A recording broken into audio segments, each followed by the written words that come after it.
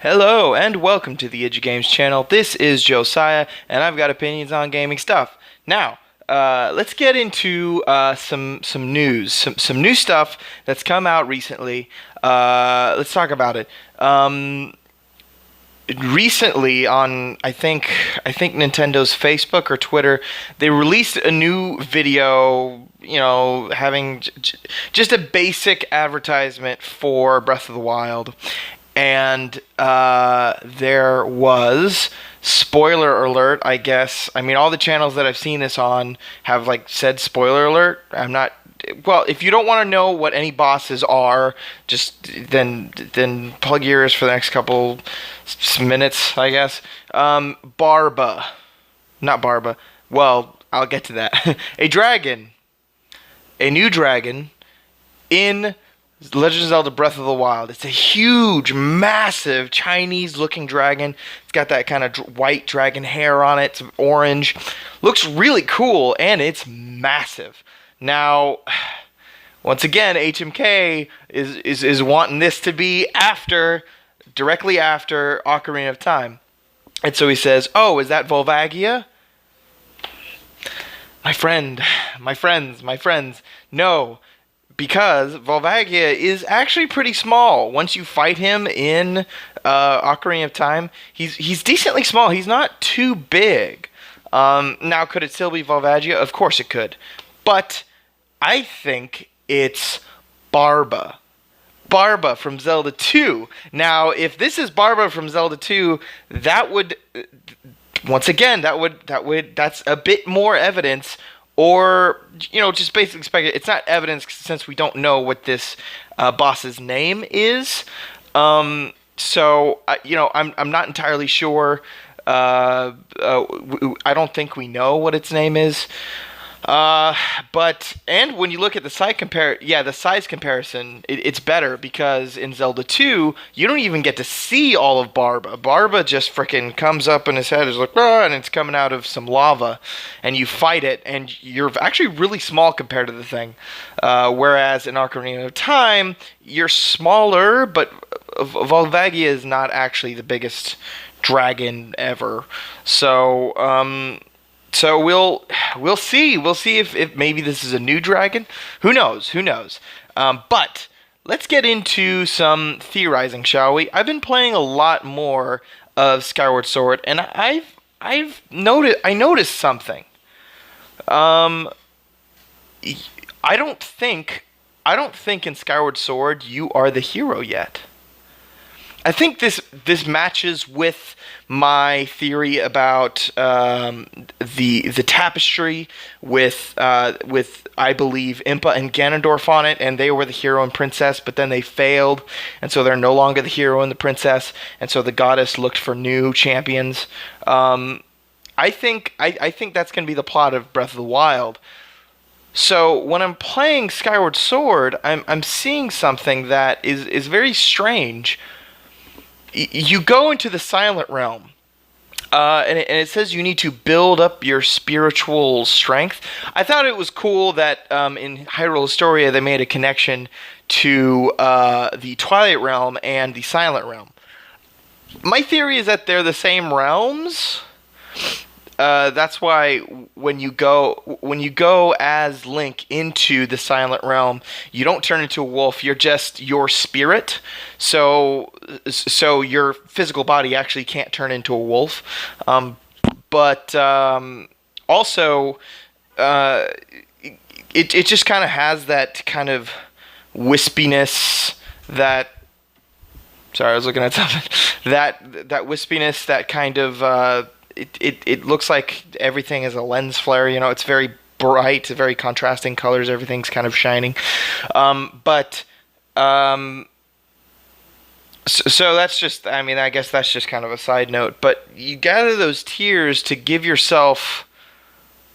To give yourself spiritual strength. And you're growing with the Master Sword, and the Master Sword isn't a thing yet.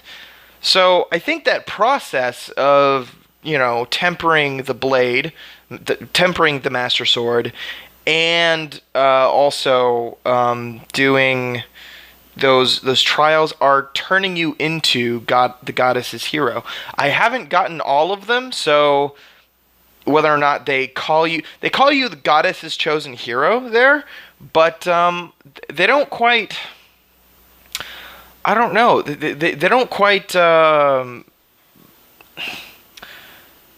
don't say it a lot. If anything, I heard it was the goddess's chosen hero.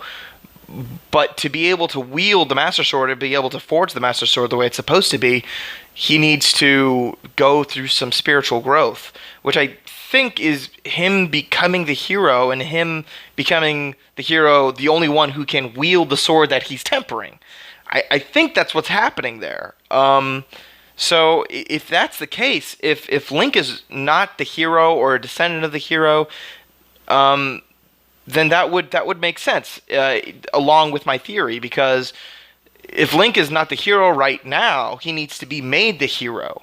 Whereas, well, what happened before, right? What happened before all this stuff? Was there a hero? Was there? So it makes sense coming off of that tapestry. If it happens, if what happens in the tapestry happens before Skyward Sword, then it would make sense why Link needs to become the hero now. He needs to build up. He needs to go through the tests that the goddess has laid out for him. So I thought that was interesting.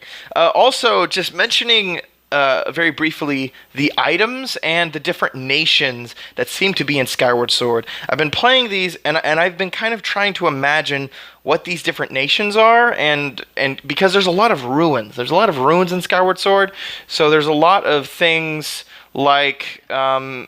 there's a lot of things like that are just going like for instance, the ruins of the forest area. Those ruins are ruined down, but they seem to be made of a people who are inspired by some kind of Buddhism, because when you go into the area with the giant like Buddha statue, basically, and then you go down, deep down, I think there's history there. I'm probably not going to mention in this video, but well, in summary, when you get these items, each of the items seem to have something to do with the blue stuff or with the Sheikah. Not all of them, but some of them. For instance, you find the vacuum cleaner, basically the leaf blower item. You find that in the Lanayru desert, and it's got this blue energy coming from it that runs it, which I find interesting.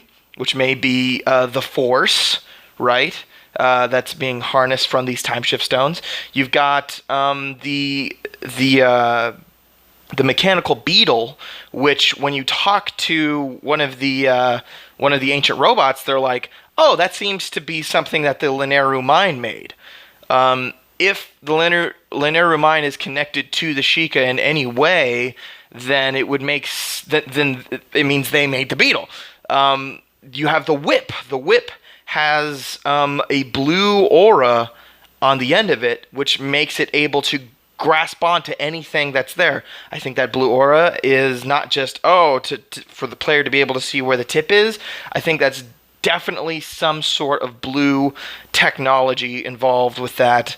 And then of course you have the claw shots, which were a gift from the goddess or whatever. But most items that you get in that game seem to have something to do with this blue aura or something like that. And I think these different nations, or these three different areas, are the areas which in the tapestry is saying multiple races live together in harmony, and the blue aura kind of benefited everybody. I think that probably has something to do with what's going on in Skyward Sword, because each of these items that you find, for instance, the whip, you don't find in Lanayru, you find in this other area. But in this other area, when you kind of look at the architecture and the kind of technology, if they're going to benefit from this blue energy, it's not going to be in giant robotic structures. It's just going to be in like very sparingly in little items, which is what you see with the whip.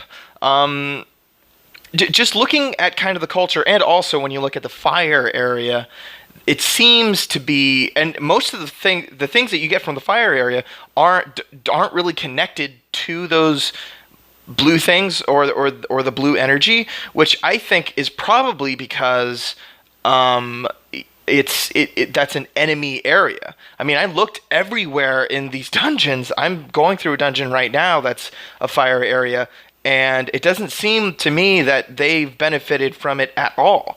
I think that's because the Lizalfos and the those monsters made that city. That's why that city is so upkept.